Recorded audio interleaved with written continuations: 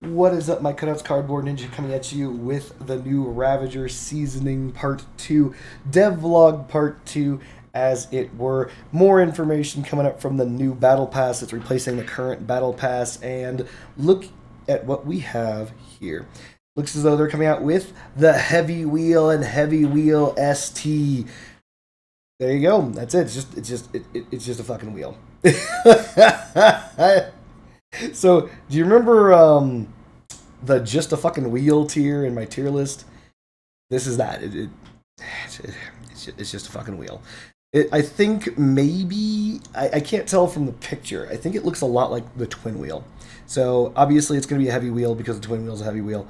But it comes with a perk, and that perk is as long as you're near corpses. You know, that mechanic that we all love. Every one of us. We all love that while you're near corpses mechanic, and also the fact that corpses exist in Crossout. We love it. While you're near those corpses that will inevitably get underneath your build and prevent you from being able to fight back, you have your wheels regain hit points. They automatically just regenerate as long as you're near corpses. That's it. That's it. That's the perk. There's something called a spider drone, and yeah, it's just another drone. So remember how you guys were thinking to yourselves, man, drone combat. We love drone combat. And regular wheels. Well, they've answered your call. They've answered the call with more drones. So it's Epic Drone, and it says that it is different than other drones that we're familiar with. It's not the box that matters. It's what's inside. Each module carries several spider drones fitted with miniature versions of the Griddia legs. And the drones move at high speeds, which is effectively all drones. And they hit hard and can heat up parts of an opponent's vehicle using an Aurora. So they're Aurora drones. Neat. If you destroy one of the drones, the cooldown time of the module significantly reduces, allowing the owner to launch new drones twice as fast. Additionally, the new drone will be more tenacious and dangerous. Its damage and the parts its heating up will increase quite a bit. So, have you ever wanted to have drones in the game that you got punished for destroying? So right now, every drone, Annihilator, you name it, doesn't really matter. Every drone that you would see, Grenadier drone, whatever, you can destroy the drone. And of course, they're going to be using the Cheetah, and they might even be using the new cabin, which will give them the drone back even faster. But what if the drone itself launched multiple drones for some reason, not just one, according to this devlog. And then in addition to it launching multiple drones, because apparently one isn't enough, if you destroyed the drones, they come back faster, more powerful, and heat up your build even faster. This is what Crossout has been asking for. We've been begging for more drones.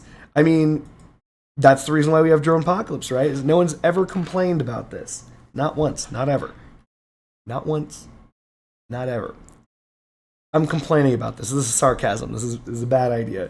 It's a bad idea. However, of all of those things, there is now a new heavy cabin with a form factor of 10 by 8 by 5. It is very similar to the Yokozuna, very similar to the Cohort, because it also launches drones. Welcome back to Drone Apocalypse. Just kidding. The drone doesn't attack, but similar to the Yokozuna and the Cohort, it increases something of your allies and yourself. The Cohort is known to reduce damage that you take by, or give you 30% damage protection. If you don't know what that is, look at my protection versus resistance video. And the Yokozuna gives you a significant sum of cabin power, and if your cabin is heavy, the drone will also increase your cabin's maximum speed. This cabin, heretofore currently unnamed, gives damage. You launch a drone, and that drone will buff the damage of yourself and allies, which is crazy if you think about it. Does that mean that there's going to be a replacement of the Humpback? So before, like, if we're going to theorycraft, I'll theorycraft real fast. Probably no, probably not. And the reason why is the same reason why the Cohort and the Ermac don't overlap, if that makes any sense. So, the Cohort doesn't always get the damage resistance, the Yokozuna doesn't always get the speed boost and the power boost, and this cabin's not always going to get the damage boost. Whereas the Humpback will maintain its damage boost so long as you're taking damage effectively. So on an individual basis, the Humpback will be superior, but on a team play basis, this cabin will most likely be superior. The tonnage limit of this and mass limit of this is going to exceed that of the Yokozuna, but I don't believe that it's going to exceed that of the Cohort. So it's an in-betweener cabin, which it should be, because, I mean, the Cohort is a defensive cabin, so it should be the largest and heaviest that it can be. But, yeah, this could be really brutal if you have 2 or 3 people using the Humpback and 1 person using this cabin to buff them. If it uses the same numbers as the other cabin, it's going to be 30% damage, which would be insane. But the other thing is, like, if everyone in a clan war, let's say all 4, were bringing this cabin and activated the perk at the same time and gave 30%, and, like the other 2 cabins, the effects stacked, because the other 2 cabins' effects do stack, then that would be like 120% damage for your entire team, albeit for a short period of time.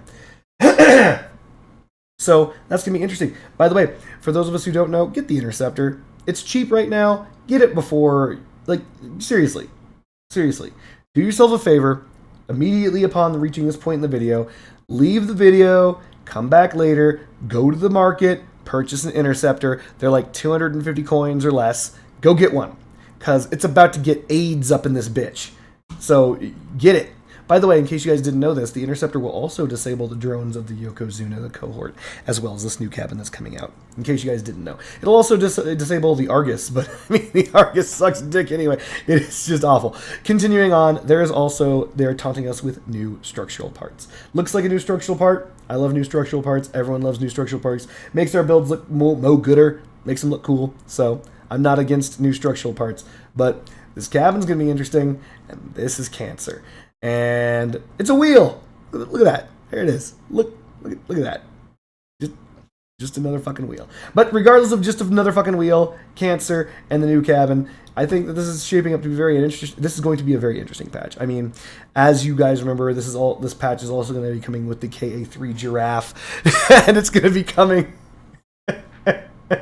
with most likely the energy changes. So this is probably, to be super honest, if anybody remembers, there was a patch called Crossout 2.0, and really not much changed between Crossout and Crossout 2.0. It was just basically version 2.0, and that got them a whole bunch of, like, you know, added users, because it's like, it's the second version of Crossout. Just kidding, no, it's not. It's the same game. This feels more like Crossout 2.0, like this patch that's upcoming feels like they're going to change more about the game than the actual Crossout 2.0 patch. So I don't know if we're looking forward to it, but just remember that the majority of these things are going to have some very wonky energy costs, and also this cabin with the new energy changes would have one advantage over the Humpback. It would give 1 more energy, because of the fact that every other tier of the heavy cabins is getting an additional energy. So it would actually get 1 more energy than it, air quotes, should. So there you go.